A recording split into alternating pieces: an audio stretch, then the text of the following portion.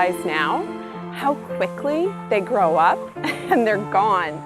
And you think that time when they're little is going to last forever, but it doesn't. I know that time with him, where that bond that we have, that he feels open about expressing and showing, might not last forever.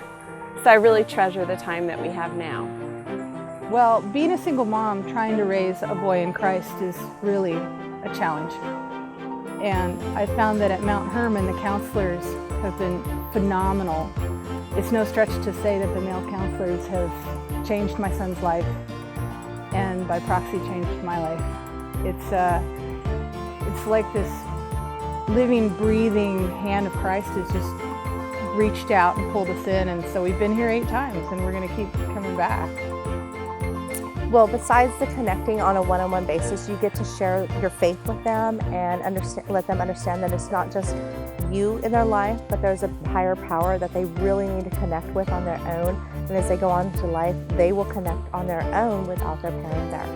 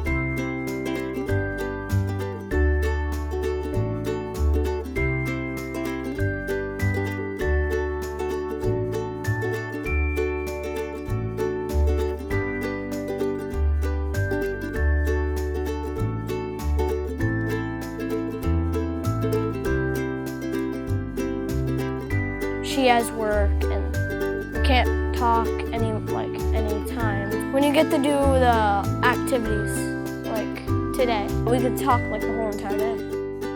You couldn't get anything like this from going to Knott's Berry Farm for the weekend. I mean, this is just something that just, you will have memories and a relationship with your child that like no other.